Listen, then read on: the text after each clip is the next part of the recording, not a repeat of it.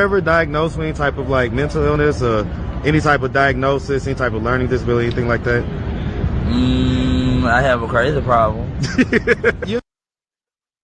Okay, because that is exactly what Sean Diddy Puffy Combs is acting like. He has a crazy problem. I've said it before. I'll say it again. He should have laid low. The past 30 days leading up to his trial, leading up to the sentencing that October 3rd, I wish Diddy would have had a more solid strategy in place, because it looks and it appears and comes across as if he is running amok. He's running around like a madman. This has nothing to do with the victims. This has nothing to do with anybody testified. We are strictly focused on his behavior and his behavior alone. And what it's giving, whether you agree or not, is he doesn't have the ability to be able to control himself. It doesn't matter what side of the fence you stand on, consensual sex, non-consensual sex, private bedroom matters. If we just look at him, sir, what are you doing? You are making the utmost mistake, in my opinion. And I don't know. And I question if the defense is actually leading this strategy or have led this strategy in the past couple of weeks, because this is the opposite of what I saw and what I was able to witness in the courtroom by being there for 6 weeks at the trial. I marveled at the brilliancy of the defense. I marveled at the brilliancy of the government, right? The prosecution team. They were going neck to neck, toe to toe. One would score a touchdown, the other one would come back and score a touchdown. So you have the best of the best on both sides of the room as it relates to the legal teams, right? But this is a complete switcheroo. This is different, y'all. I don't know what the hell is going on. This strategy, I don't know whose idea it was. It's a horrible mistake. So much so, Diddy, the prosecution team has revealed in real time a few minutes ago in the courtroom that Diddy, y'all listen to this. This man has a booking scheduled in Miami for next week.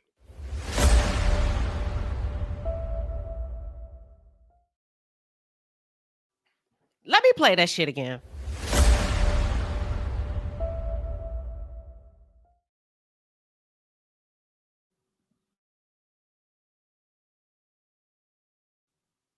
The audacity, the arrogance, the disrespect. You gotta chill, bro. Bro, the prosecutors just revealed to the judge that Diddy has a booking scheduled for next week in Miami, the same place that he committed the crimes, y'all. Remember, he would go back and forth between Miami, Los Angeles, and New York.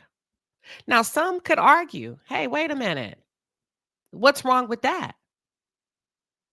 Miami's where he resides with Star Island.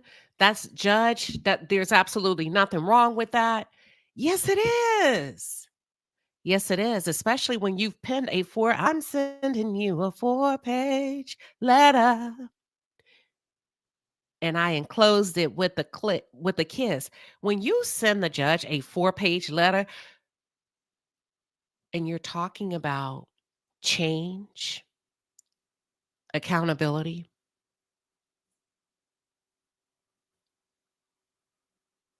acceptance, promises, remorse, forgiveness, you better not have nothing else scheduled. You better sit your ass down somewhere and act like you got some sense, as the old folks would say. What the hell you doing predicting that you gonna walk free?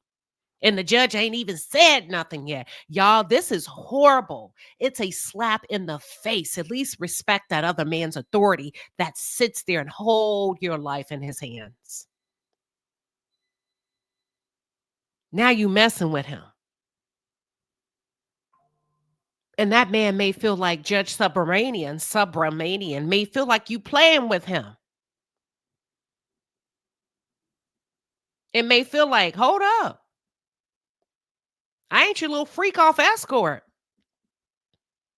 This ain't cowboys and angels. I'll be your huckleberry.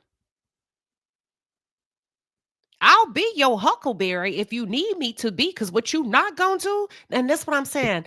Diddy has operated in the world so long that his abnormal is normal. Whose idea was this to book that shit? And not only that, somebody leaked it. Somebody told. How did the government get their hand on it? Somebody on your team wants to see you go to jail, in my opinion. How did they know? Who snitched? Somebody don't like you. Somebody wants to sit you down on the sideline for a little bit, just a little bit. Somebody feels like you have not changed not once. And listen, I'm just telling y'all what's going on. This has nothing to do, y'all. You can't move like this when your freedom is on the line. I don't give a damn who you is. And yes, I know how to speak. It doesn't matter who you are. You don't go book something ahead of sentencing and play with this judge when y'all say the judge has already exhibited extreme biases. Sit down. Don't book anything. Wait. You mean to tell me you feel so confident that you're not going to get anything? And the only way you could feel that confident if that happens is if you paid somebody. But at least don't put it out there for people to talk about. You get what I'm saying? And the judge has also shared that he feels like Diddy shares absolutely no remorse because he wasn't sorry in his letter for having sex. He claimed that he was sorry that he paid for entertainment and company. Stop playing with these people. These are not people that work for you. Your legal team works for you. The judge does not work for you. Stop playing with these people, or you may find yourself doing 6 to 7 years, because I do believe the judge stated that that's what he finds to be appropriate right now. Okay? Now, I want to get into this letter. But before I get into this letter, I don't think Diddy's pushing and prodding and making Gina and Young Miami and all of that write all those letters is a good look. I wouldn't have asked nobody that I've had sexual intercourse with to write a letter on my behalf. It just sends the wrong signal, which the judge comes back to say, it's your influence that bothers me. That's what I'm scared of. Anybody that you've ever had pillow talk with, take them off. Nah, I get it. I get it. If this was a regular schmegular situation, yeah, let them write a letter. But when they're accusing me of coercion and forcing women to do things that they don't want to do, nigga, please.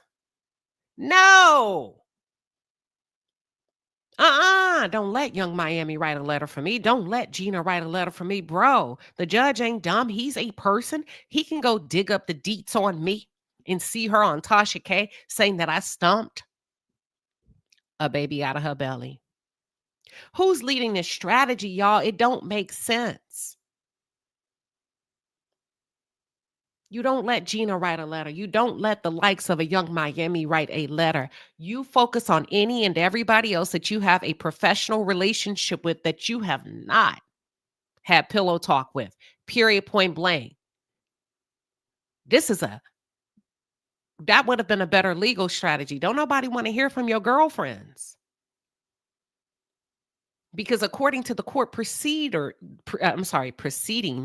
the exhibits that have been entered into the courtroom as evidence over the course of the 8-week trial showed that nobody had a choice with you whether it's true or not. So you don't want to remind the judge of that by having a concubine say, Your Honor, that's a good man. It's making a mockery of the court. And I fear the judge is going to come back. And I don't think if you have a booking scheduled,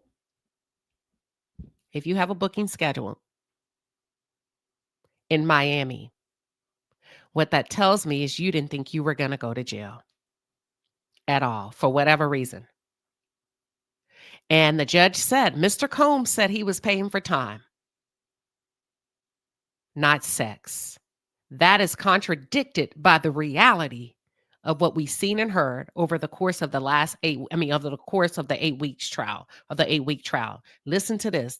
The judge say, now you're contradicting, but we know to be true. You were found guilty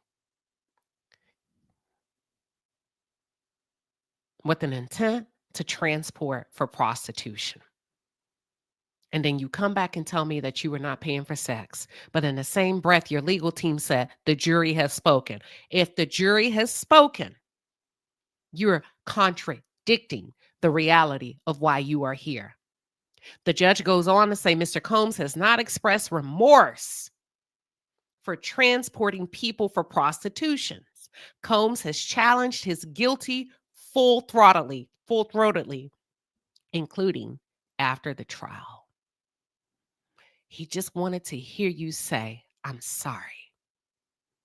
No comma, no but, no nothing. Whether you feel like that or not. Remember, I talked about it on Armand Wiggins' channel, and y'all handed me my behind. I said, y'all too emotional. This is not an emotional trial. We got to go with the facts every day. Queen, you said this yesterday. Yeah, that was yesterday. But today we got a different witness on the stand. And the judge says that Combs has challenged his guilty verdict even after trial. What he's saying is you live in a land that doesn't exist. You've created this false reality and this godlike presence about yourself that doesn't match the reality of what's happening here. And then you have the nerve to ask me to give you bond? I need you to come back down to reality. I need you to tap in. I need you to be where your feet are in this courtroom and listen to me carefully and closely. I am the HNIC up in here. That's what the judge said. The judge continues to say Mr. Combs wants to apply the 0-point offender provision from 2023, but 2024 on other issues. He's saying you're all over the place.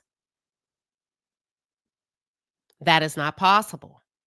Under the 2nd District Circuit's one-book rule, next, Mr. Combs objects to the $5,000 assessment under the statute because there are no victims. Denied.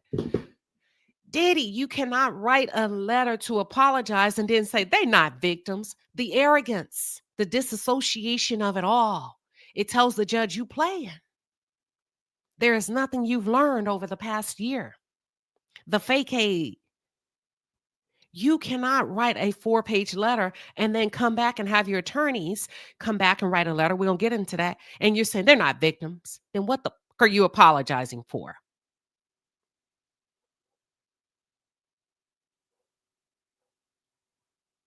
Wow. And he's overruled the majority of the defendants, of Diddy's objections. And he says, although you say some points do not impact your sentence, it may impact his eligibility for low categorization if you impose an incarceratory sentence. Oh, no, that was, I'm sorry. Yeah. That was Tenney. He may get more than 6 to 7 years. Let me get into this letter, and then we're going to play a video. Let me get into this letter. Give me 1 second. I'm going to share my screen. Then we're going to get into his defense's response. Listen, it's a dogfight right now in that courtroom. And Diddy, I think I said it a couple of days ago. I said, listen, Diddy's not the first. He won't be the last to come through that courtroom, okay? They've seen, they've heard probably more egregious, more disturbing cases than this.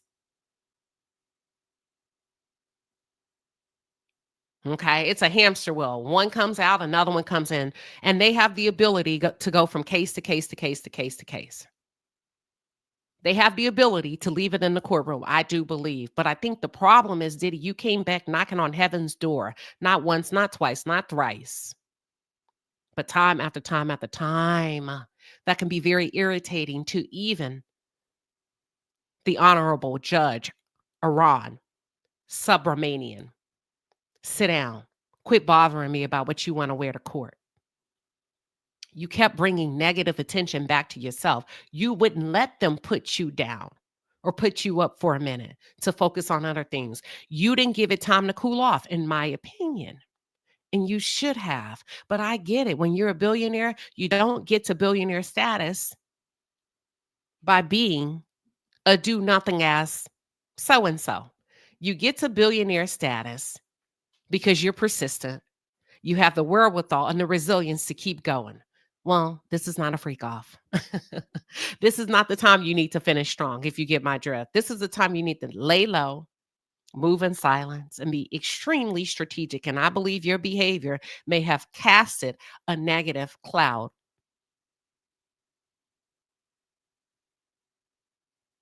That's all I'm saying.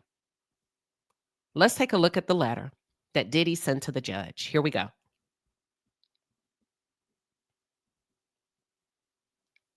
He starts off, and let me know if y'all can see the screen.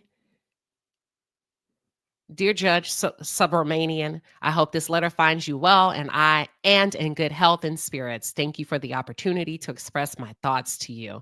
First and foremost, I want to apologize and say how sincerely sorry I am for all of the hurt and pain that I have caused others, but by my conduct. I take full responsibility and accountability for my past wrongs. This has been the hardest 2 years of my life, and I have no one to blame for my current reality in the situation but myself. In my life, I have made many mistakes, but I am no longer running from them. I am so sorry for the hurt that I caused, but I understand that the mere words "I'm sorry" will never be good enough, as those words alone cannot erase the pain from the past. Over the past 13 months, I have had to look in the mirror like never before. My pain became my teacher. My sadness was my motivator. I have to admit, my downfall was rooted in my selfishness. The scene and images of me assaulting Cassie play over and over in my head daily. I literally lost my mind. I was dead wrong for putting my hands on the woman that I loved. I am sorry for that and always will be. My domestic violence will always be a heavy burden that I will have to forever carry. The remorse, the sorrow, the regret, the disappointment, the shame. I honestly feel sorry for something that I couldn't forgive someone else for if they put their hands on one of my daughters. This is why it is so hard for me to forgive myself. It is like a deep wound that leaves an ugly scar. Diddy, if that's true, why did you come back in your motion filed by your attorneys and label Cassie as not being a victim? That was a misstep because you just apologized for being guilty of domestic violence. Even if you don't see her as a victim of prostitution, Diddy, you acknowledged her as a victim of domestic violence. That's all I'm saying, y'all. Let me go on. Your Honor, I thought I was providing for Jane concerning her and her child, but after hearing her testimony, I realized that I hurt her. For this, I am deeply sorry. I lost my way. I got lost in my journey, lost in the drugs and the excess. My downfall was rooted in my selfishness. I have been humbled and broken to my core. Jail is designed to break you mentally, physically, and spiritually. Over the past year, there have been so many times that I wanted to give up. There have been some days I thought I would be better off dead. The old me died in jail, and a new version of me was reborn. Prison will change you or kill you. I choose to live. Every day since my incarceration, as difficult as my circumstances currently are, I have made the best of my time by reading books, writing, working out, or in obtaining the tools and knowledge to deal with my past drug use and anger issues. I have been putting in the work and working diligently to become the best version of myself to ensure that I never make the same mistake again. I realize that I am in a situation where no amount of money, power, or fame can save me. Only God can save me. My grandmother used to teach me that God makes no mistakes and that everything he does is for your good. I believe that a bad situation can be used for good. Although this situation has been the hardest and the darkest time in my life, good things have come out of my incarceration. For starters, I am now sober for the first time in 25 years. I have been trying my best to deal with my drug abuse and anger issues and take accountability as well as positive steps towards healing. One of the most beautiful things I have experienced is being asked by my fellow inmates to teach and mentor them. They wanted to learn what I did to become a successful businessman. I was inspired by their hunger and desire to learn information in order to not only set goals, but to achieve any goal, dream that their hearts desire. I started teaching a 6-week program called Free Game, a title that was given by my fellow inmates, which I was able to have approved and sanctioned by the Bureau of Prisons. I don't just teach about my success, I also teach about my mistakes and failures. It has truly been a blessing to do something positive in a negative situation. It has been beautiful to see the newfound hope in my fellow inmates' eyes. The most shocking thing was to see the unity and the peace this class has produced.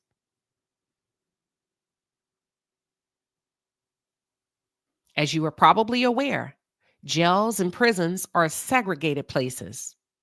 However, in our class, we have Black, Spanish, white, and Asian all together in one room, learning and working together. Let me say that. Let me say this. The judge's issue is not diversity and inclusion. The judge's issue is making sure that he does his job to the full extent of the law. And I get the point that he's trying to prove, but I don't know if I would have said or utilized different people of color being in one room as a win, because that's not the issue at hand. Okay, let me get back to it. The biggest miracle that I've seen with this class is all of the gangs, such as Bloods, Crips, MS-13s, Trinitarius, and the 18th Streets in one room working together. Towards what, though? You should have said working towards what? This class has also helped me in my time of need and despair. Being able to do something good for others has also given me much needed hope. God blessed me with this opportunity to help others, and I will continue to do so. I ask you for mercy today, not only for my sake, but for the sake of my children. God blessed me with 7 beautiful children, 3 sons and 4 daughters. Their names are Quincy, Justin, Christian, Chance, Jesse, Delilah, and the newest addition, a 2-year-old daughter, Love. 4 of my children lost their mother, Kim Porter, as she tragically passed away in 2018. I thought it was pneumonia. Didn't a medical examiner classify her death as pneumonia? Yes or no? I'm going off script for a second. Was not her death classified as pneumonia?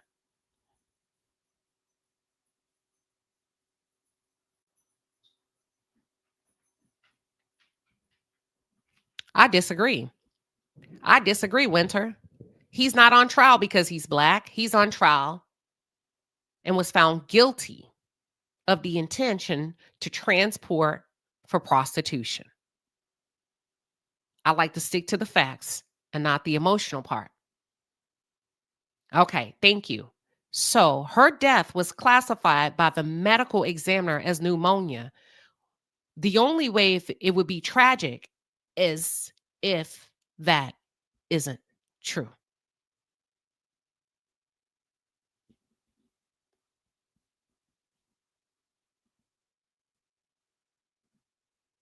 Pneumonia is not a tragic death unless it's something else.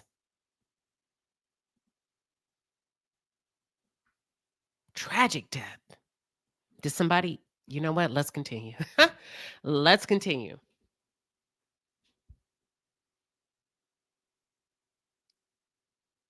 I am their only parent.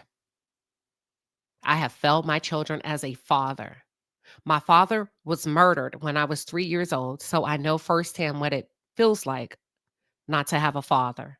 More than anything, I just want the opportunity to return home and to be the father that they need and deserve.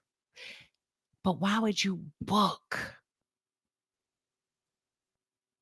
an event the first week that you're scheduled to return home in your mind? That's what the judge means when he says you contradict yourself. Why would you need to go out the first week if the only thing you want is to return home?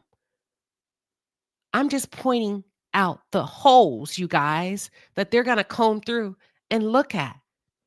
You got to be ironclad tight when you submit stuff like this to a judge that you guys feel like is biased, right?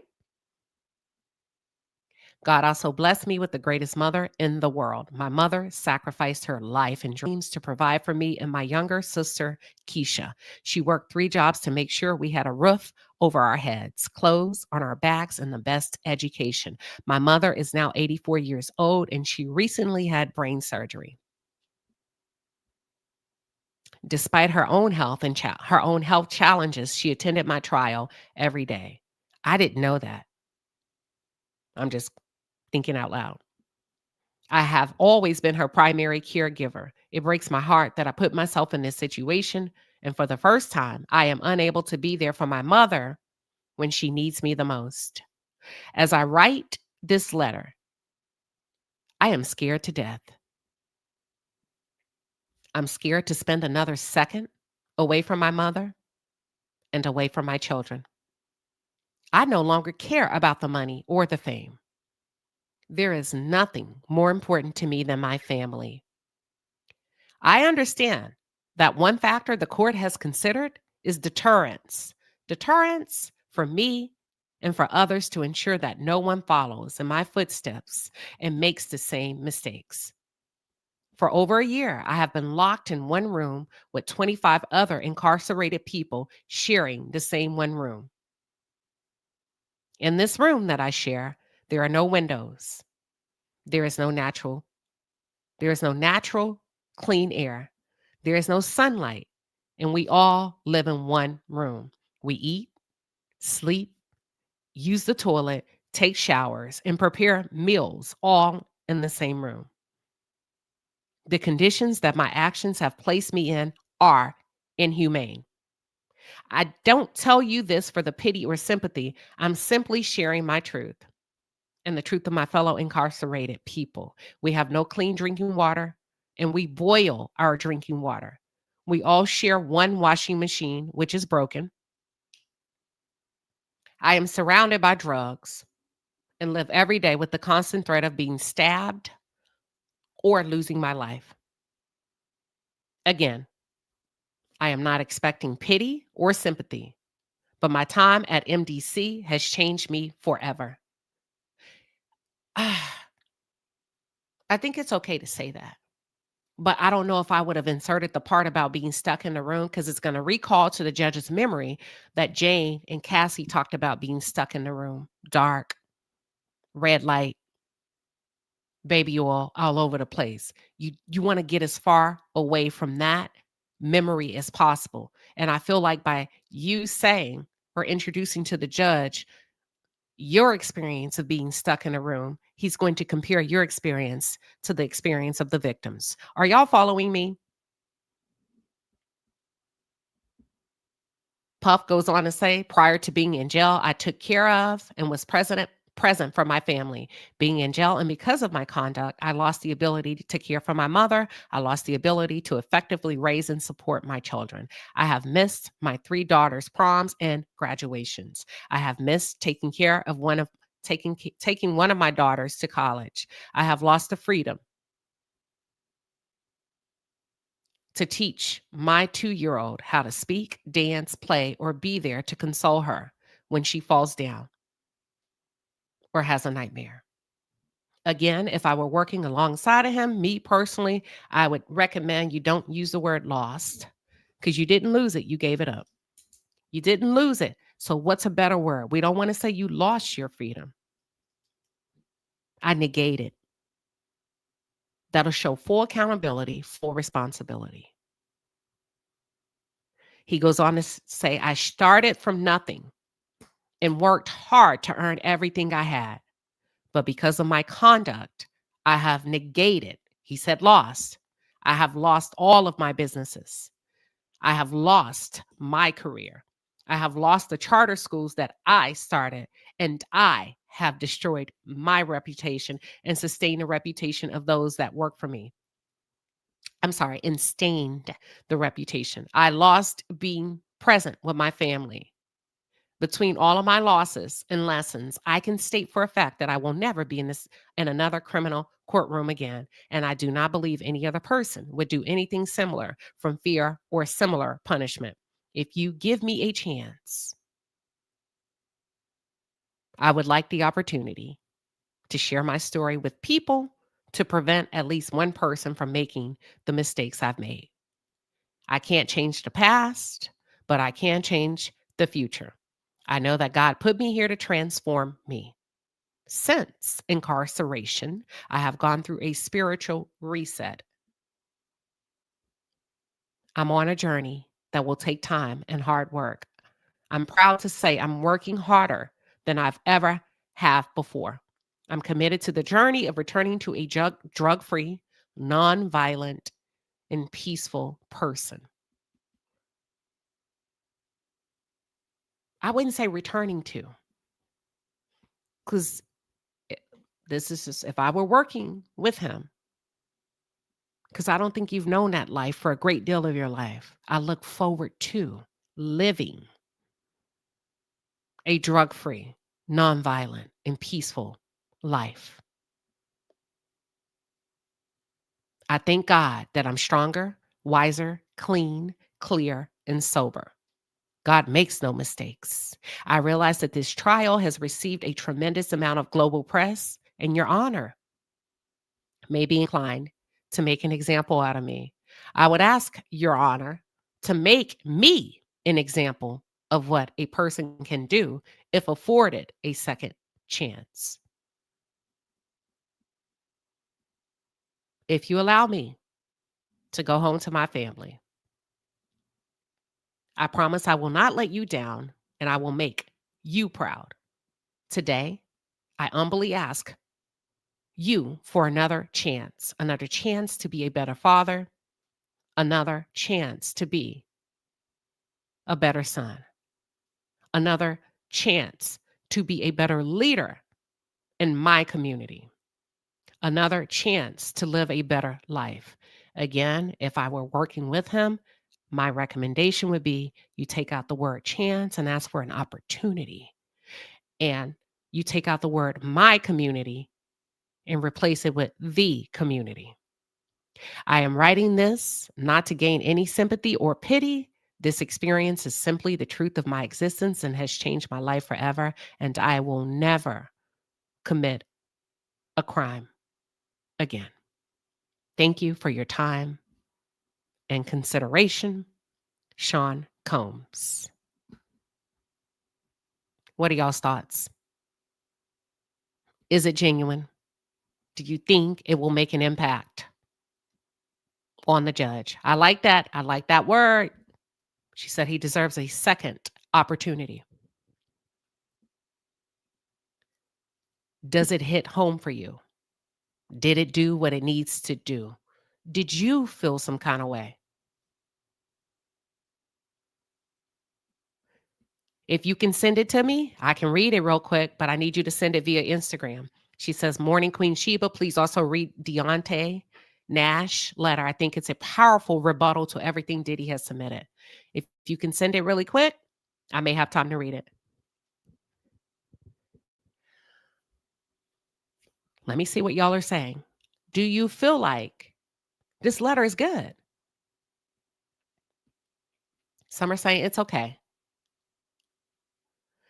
Goldfish said, did his victims get a second chance? Anika said Anika said he deserves a second chance. Anitra says no. Dakota says no. Let's see what you all are coming in with. Ingrid said, hell no. Pineapple of the bunch said, I think he needs to sit down for a while. Shirk King says, sometimes you need a reminder of what you've taken for granted. Do you feel like a year is enough? Do you feel like, based on Diddy's words, he struggled with a sex addiction, alcohol, drugs? This is his first time being sober in 25 years. Do you feel like he's good to go? Miss Fifi said, this is a joke. Aisha said she felt manipulated while listening.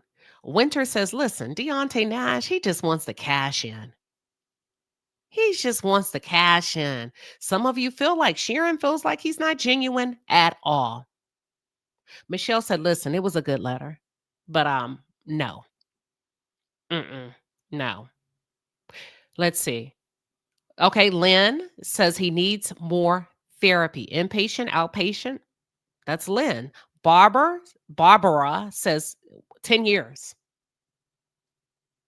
Gigi feels like the letter is a self-centered attempt to play the system. She said he deserves jail time for his crimes. The real Nikki said he deserves a second chance. They were not victims. Jennifer feels like the letter has too many entitlements and second chance after serving time. All right. And Christine says, he's not finished serving his time. Shirk King feels like 10 years is absolutely, listen. Shirk King says, it's crazy. Should he have sent the letter sooner? I think he sent the letter yesterday. Is that enough time for the judge to marinate in everything that Diddy has placed before him? Or do you feel like had he sent the letter sooner, it would have gotten lost in the shuffle of everybody else? Okay, Desira, my moderator, saying he probably should have sent it sooner. I think so too. I would have recommended that he sent it at least a week, not the day before.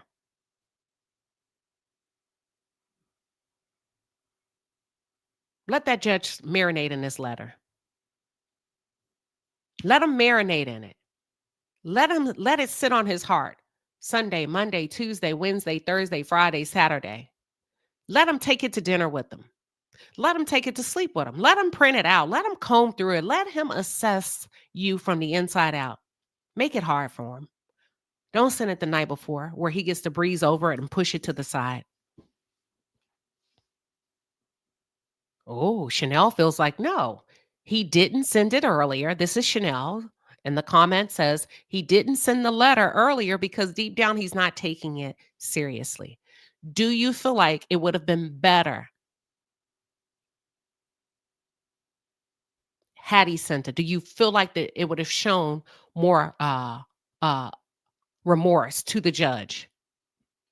Tonette say, free Diddy. All of them were on drugs and doing the same things to each other. Listen, you make a good point.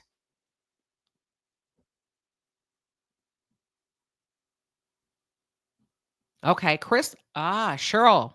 Cheryl said it was a tactic to do what, in your opinion? What would be the benefit of sending the letter? And hold on. I'm just curious. Oh, y'all, hold on. Hold on, y'all. Something's playing in the, okay, that's my, what would be the benefit of sending the letter? I'm just open. This is an open forum. What would be the benefit of sending the letter?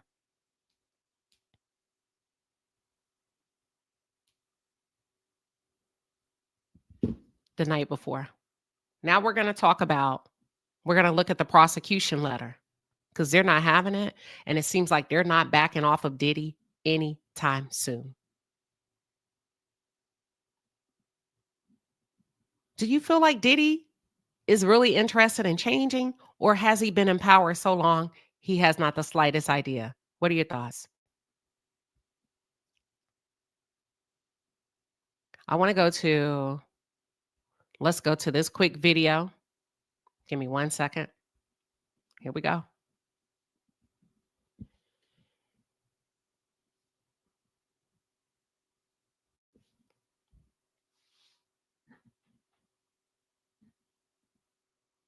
All right. Here we go. Okay, here we are. Matthew Russell Lee, Inner City Press, here at the Southern District of New York Courthouse. Today, Friday, October 3rd. It's D-Day. Sean Diddy Combs the sentencing will begin today. Hopefully it will finish today. Turns out that at least 4 of his lawyers want to speak. And the judge hasn't said no. Mia will speak from as a victim. The judge upheld that, Judge Subramanian. And at midnight last night, Brian Steele, who's put in a series of letters of support, Miles Guo among them, Palm Beach chaplain of the police there, and Sean Combs' letter himself. But he put in a video. He was supposed to give it to the prosecution at 5 p.m., and I'm sure he did. But at midnight, he put a Dropbox links into the docket. So we Dropboxed and we put it up, and you can find it. It's well, you can say I haven't rarely seen that, but it's not the only time I've seen it. I actually do remember a sentencing for another defendant delayed so they could produce a video to try to show the judge who they were. Here, I don't think there's any. I think Subramanian's heard quite a bit of testimony about the days at Revolt, Bad Boy, the family. He's seen so I don't really know what it brings to the table. And I wonder whether all of this sort of hoopla is going to drive it into more than one day. That would be ridiculous, because this is the day. And on the one hand, the government wants 11 years. On the other hand, Combs wants time served. So where will he come down? We will be covering it in great detail and live. Now, what else can we say? Here's another. All right. So listen, he's saying the judge has given the green light and the nod for Mia to come in and give a impact statement against Diddy. Although the jury did not believe her, the judge has given the green light for her to come in. And she wants to reiterate her experience with Diddy.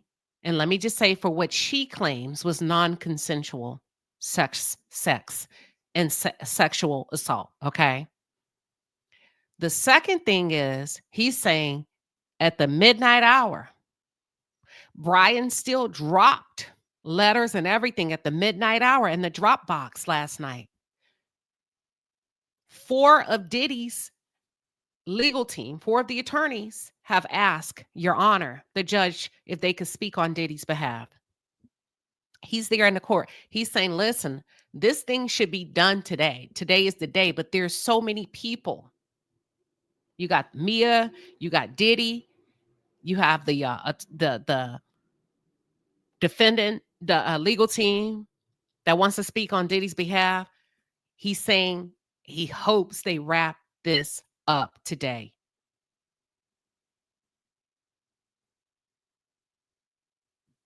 The judge has already said, I think the sentencing, I think he's exploring, according to the transcript, between 6 to 7 years. Now, the prosecution is asking for 11 years and 3 months. Diddy's team is asking for time served. Do you think, or who do you agree with? Who do you agree with? The government?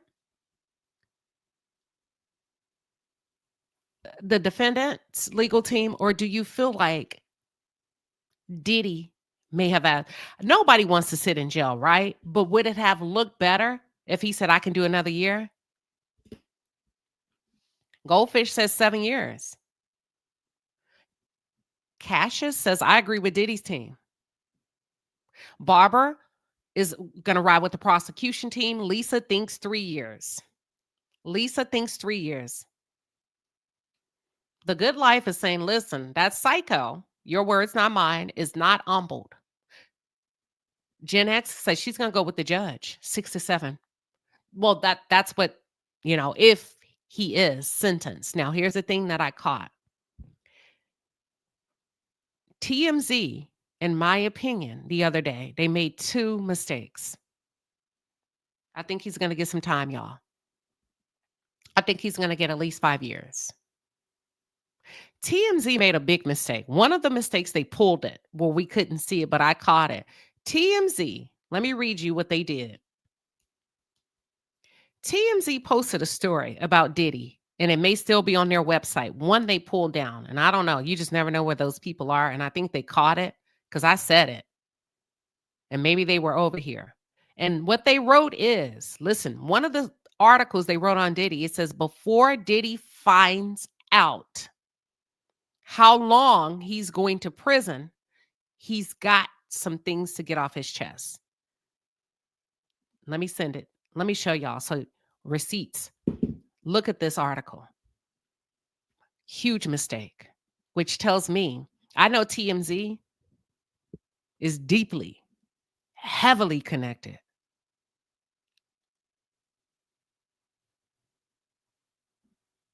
Watch it. You caught that? Thank you. And they did it on another one, but then they pulled the article down, but I caught it before they pulled it.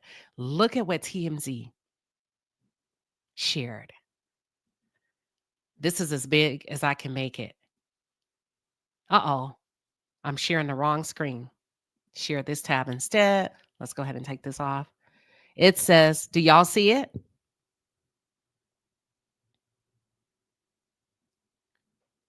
It's small. Before Diddy finds out how long he's going to prison. First of all, how you know he's going? When the verdict has not been rendered. This is the second article.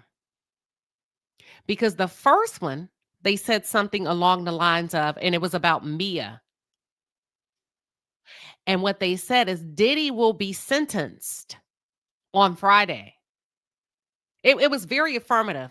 It wasn't a may, a possible. There's a possibility. And why do you say that's important? See, YouTube, I don't have to adhere to strict journalism protocol and best practices, but a TMZ should and needs to, unless you know what we don't know.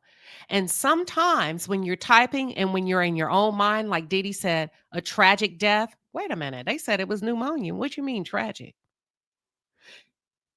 And then TMZ comes in with a matter of fact statement and affirmative. You got to be careful. And they did it a few times. Now, the other article they pulled, because when I went back to screenshot, I was like, oh my God. They took it down. They realized it. They realized they made a mistake. They showed their hand. Allegedly, I strongly believe. So TMZ seems to have, or may have, more knowledge than the rest of us. And they've been posting this for days. They've been posting this for days. And I don't know if Diddy's team has prepared him that there is a possibility he may not be coming home today.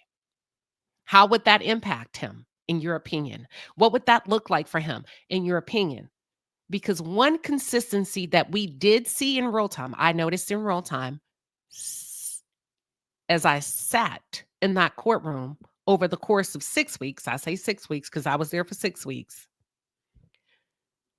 there was a reoccurring theme from everyone that worked with Diddy.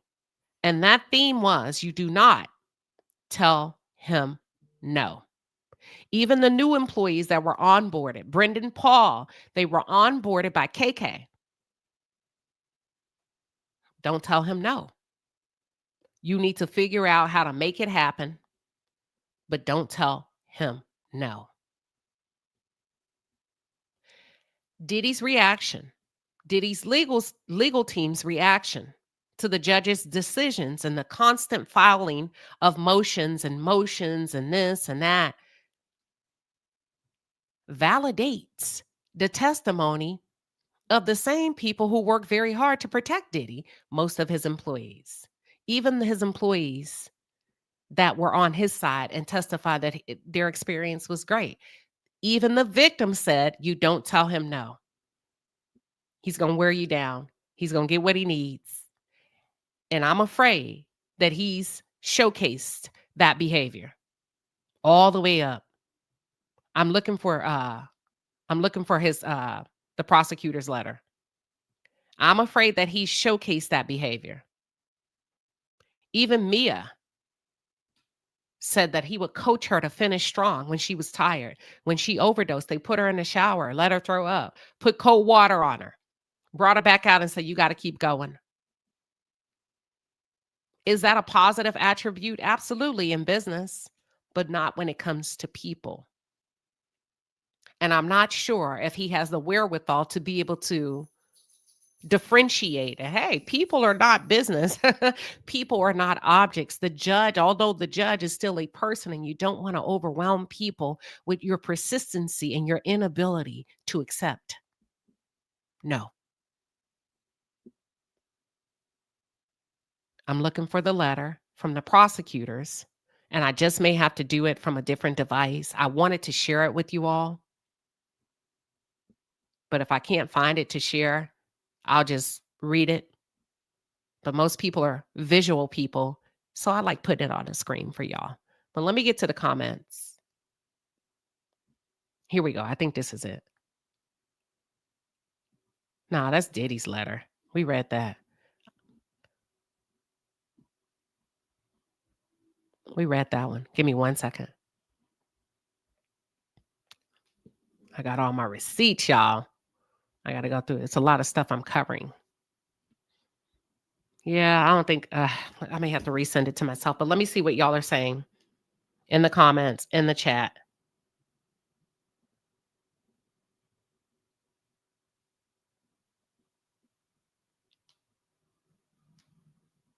I got it. I got it. Here we go. I think I got it. And this is going to be what the government is asking and why they are asking for 11 years. Okay, so Desir TV says, Queen Sheba, do you believe it was a slap in the face to the jurors if they're going to make their own decision? I think it's a slap in the face on both sides. Because, okay, or when you say who, are you talking about the government or the judge? The government or the judge?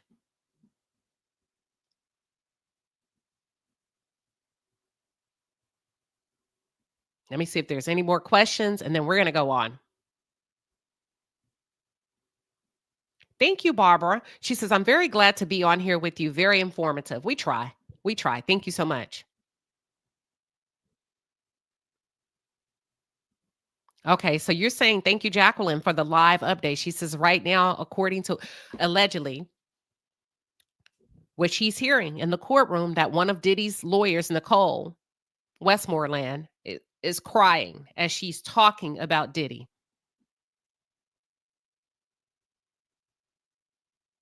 Okay. Do you think it's a slap in the face for the juror? Not necessarily, because it's not like the judge overturned the sentence. Okay. That would be a slap in the face. It's a sentencing trial, and it's the judge's responsibility to hand down the verdict. I mean, to decide the punishment, whether he'll go or not. I think the jury has done their job. So I'm going to say probably not a slap in the face to the jury, unless you go back and deconstruct the work that they did, considering the tedious amount of times they had to be there, the hours, the minutes, being pulled away from their family, friends, and loved ones. So, yes, Lisa, Yes, Lisa said, do you think the judge has already made up his mind? Yes, I did. Yes, I do. I think his mind was not. If I have to guess, I would probably say his mind is made up. Yes. Considering his heritage, his cultural background, his education, his experience, his upbringing, I don't see him as a man that's going to waver and not be unsure of himself. So yes, I believe he's already made up his mind. Thank you, Janice. I do believe so, Janice. Thank you. None of this matters to the judge. This is what he does. They become immune to it just like doctors and nurses when they lose a patient. You hate that it happens. You do everything in your power to save them, but nothing new. And after Diddy, there'll be another defendant in the seat pleading for his life. His mind is already made up. And in many cases, so that they don't become attached, I would probably say a man of that caliber, Judge Subramanian, probably sticks to protocol so that he doesn't go out of bounds.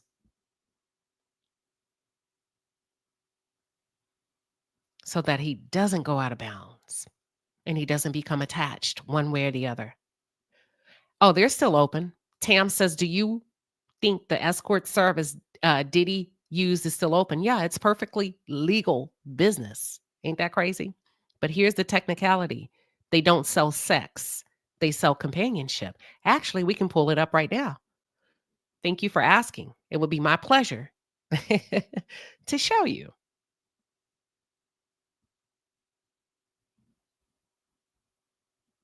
Give me 1 second.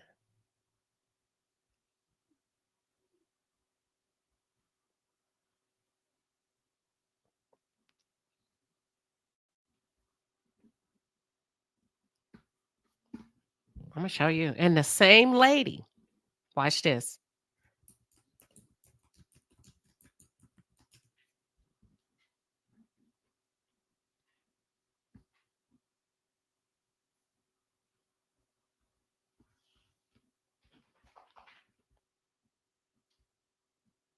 Hold on. Oh, did they pull it? I saw it. Oh, here we go.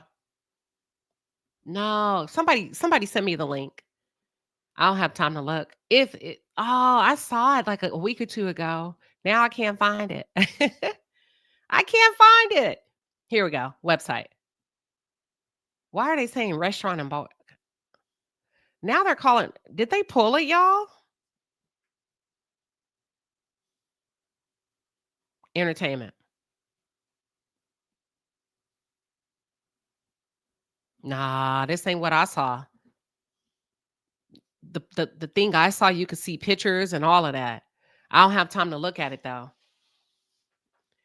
I don't have time to search in real time, but this is what I would like to do. What I would like to do is share the letter that Diddy's team. Hold on. I would like to share Diddy's team's rebuttal to what the prosecution was asking. The prosecution, the government is asking for 11 years. Diddy's team came back, and this is what we're seeing on the screen. It says, as we have emphasized many times, the jury has spoken. The government presented its best evidence to 12 citizens to try to prove Sean Combs used threats, force, fraud, and coercion to compel his girlfriends to engage in freak-offs and hotel nights, and it failed. Mr. Combs now stands before the court to be sentenced for much less serious offenses. If fairness, justice, and the U.S. Constitution mean anything, the jury's verdict should be respected. Mr. Combs should be sentenced for what he was convicted of: transporting consenting adults interstate to have sex and nothing more. Here's the problem with that. As I cited earlier, the judge said that Diddy showed no remorse because Diddy wouldn't take accountability for transporting for sex. He said he did not transport for sex. And I think that was the clear contradiction that the judge called out today in real time. Let's continue. Instead of accepting the verdict and advocating a reasonable sentence, the government has gone to extreme lengths to try to justify a draconian sentence, particularly for a 55-year-old man. Instead of addressing the conduct for which Mr. Combs was convicted, the government has devoted 161 pages to rehashing evidence rejected by the jury and concocting far-fetched legal arguments to try to jack up the guidelines range to an absurd 360 life level, as if he had been convicted not only of the acquitted charges, but also other uncharged offenses. It labels as victims numerous individuals who had nothing to do with the Mann acts, dredging up discredited witnesses like the woman who calls herself Mia, Deontay Nash, Brian Bogelin, and even Jordan Atkinson, a person whose allegations are so incredible, the government pulled her from its witness list mid-trial. And instead of putting forth a reasonable guidelines range or addressing where this case fits within the relevant sentencing data, the court directed the parties to provide the government,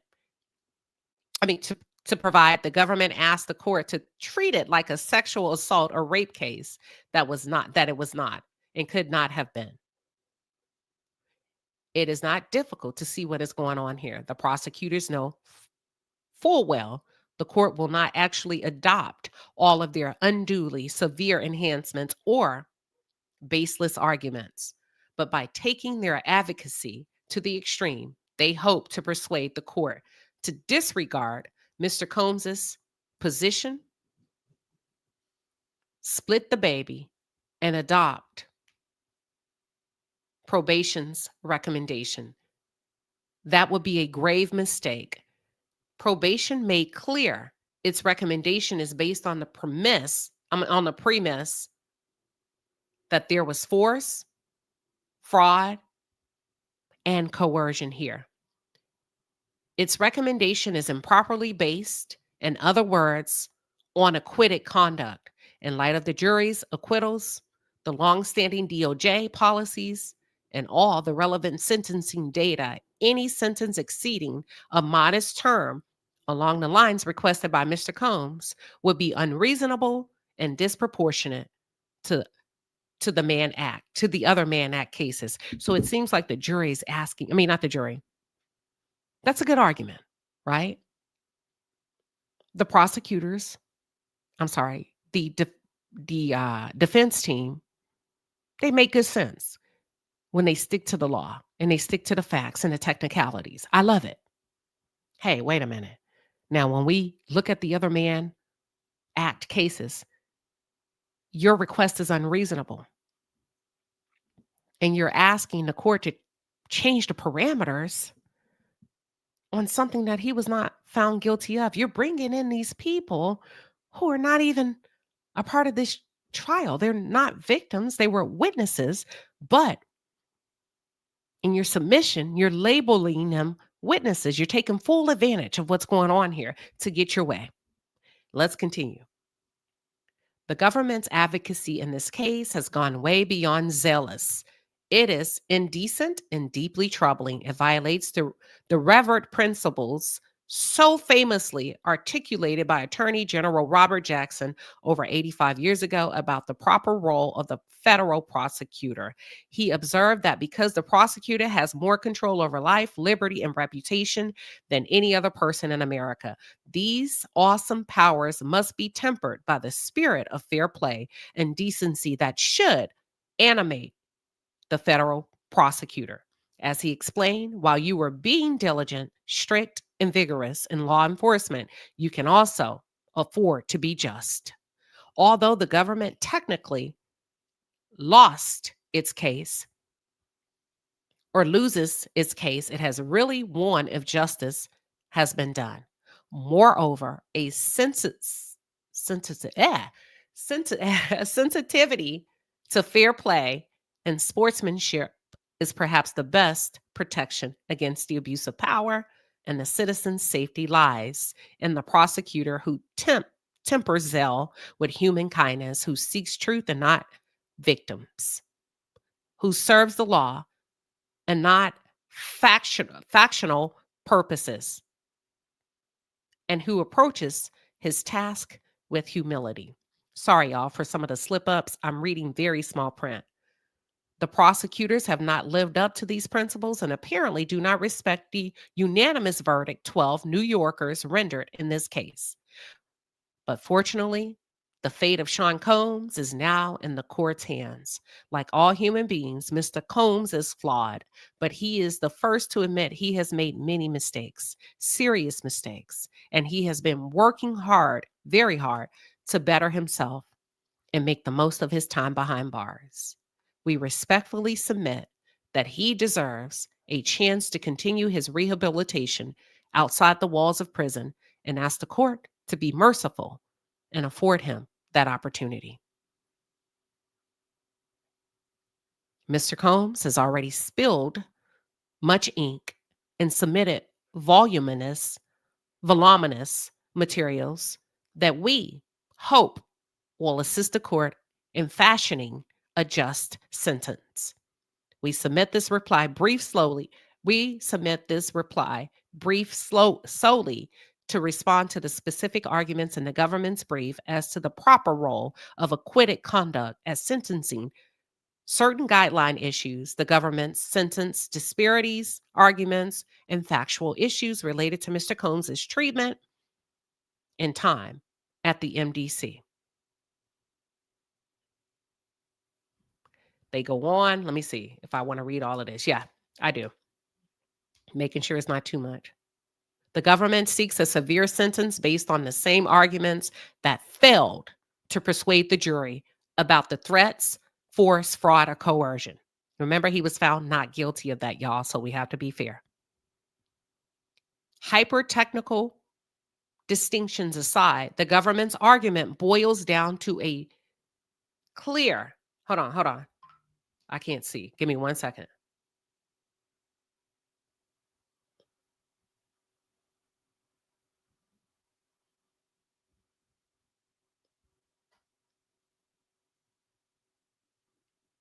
Okay, the government's argument boils down that this is not just a Mann Act case because Cassie, Ventura, and Jane did not voluntarily travel to Freakoff's and hotel nights, but regardless of the precise words used, force, fraud, coercion, threat, manipulation, the government's arguments for a draconian sentence for these transportation offenses are materially indistinguishable from the arguments that failed to persuade the jury Mr. Combs was guilty of sex trafficking. He's saying, your argument wasn't strong enough. Go home. What are we doing here? Why do you keep bringing up the same old? We're not retrying this. This is not a retrial, but yet you keep resubmitting the same arguments that the jury determined he was not guilty of. At trial, the court instructed the jury that it had to find that force, threats of force, fraud, or coercion, or any combination of such means would be used to cause the alleged victim to engage in a commercial sex act in order to convict Mr. Combs of sex trafficking. In defining these terms, the court instructed that coercion includes threats of serious harm, including both physical and non-physical types of harm, such as psychological, financial, or reputational harm.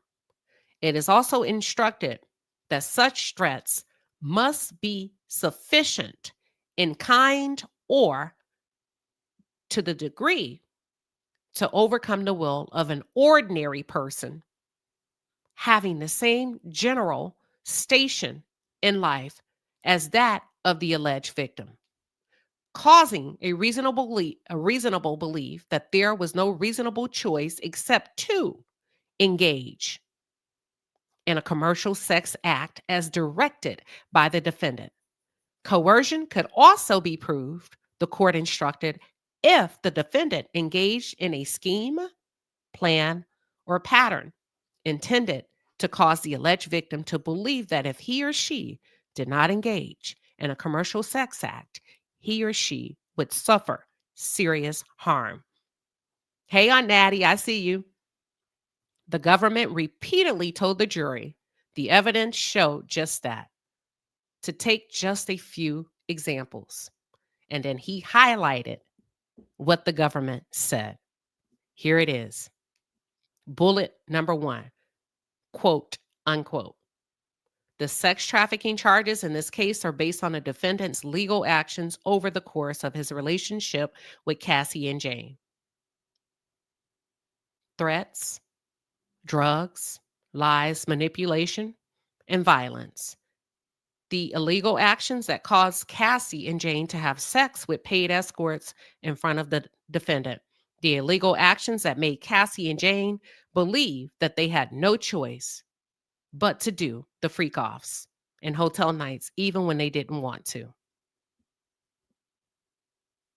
Second bullet, these charges are not about adults freely engaging in a sexual preference of their choice. It's not about free choices at all. As you heard both Cassie and Jane testify at many points throughout the relationship with the defendant, Cassie and Jane did not want to have sex with escorts. Third bullet point, together,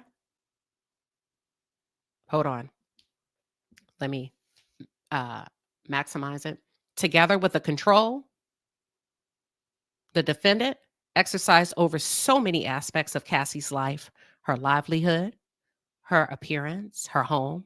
The defendant's coercive schemes not only ran through every part of Cassie's life, it made it so that Cassie believed she would suffer serious harm if she didn't do what the defendant wanted her to do. And last but not least, the final bullet point. And look, in the first year or two,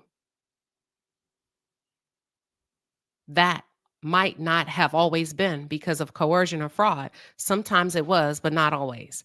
But by the time he's paying Jane's rent in 2023, she is doing it out of obligation. Fear she'll lose her home if she doesn't. You saw the text. She said it herself way back then. She felt she had no choice. That's coercion.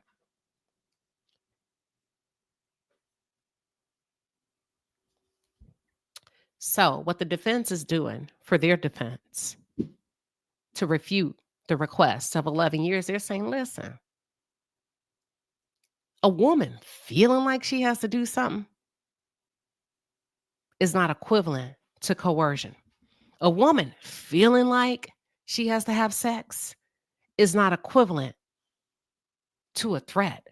A woman feeling like she's supposed to have sex with a man doesn't mean he threatened her. They said, I felt. And I'm going to use your bullet points. And here they are. And that's what I just read to you. Okay? That's what I just read to you. Let's get to the super chats real quick. And then we're going to wrap this up. And then I'm going to come back post-verdict or midday. And we're going to go over the highlight of the video that Diddy submitted as an empathy plea to the judge. I don't like to pack everything in one segment. I want you to marinate in it because I have a funny feeling and a sneaky suspicion. Today's going to be an uproar. Today is going to shake the table.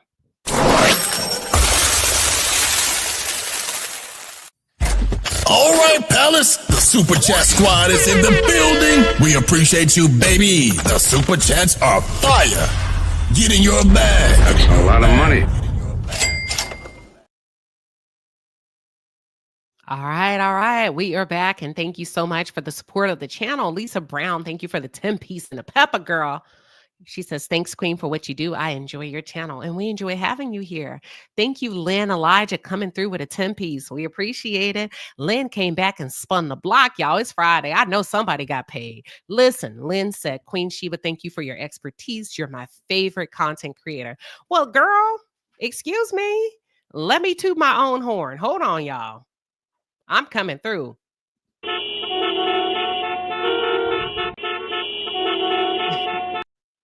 Thank you, thank you, thank you so much for your support of the channel. I promise to come back and give y'all a midday or later update, okay? And then I'm going to open up the lines post verdict. I'm going to open up the lines. I'm going to cover the verdict, whatever they give him, quickly go through what the judge had to say and why. We may summarize very briefly the victim impact statements. I also want to know what the hell. Listen, I'm so mad I didn't go, but I couldn't, y'all. Or I would have been right there in that courtroom and I would have finished strong. Ooh, let me not say that. That don't sound right. Finish strong. You know what? I don't know if I like that.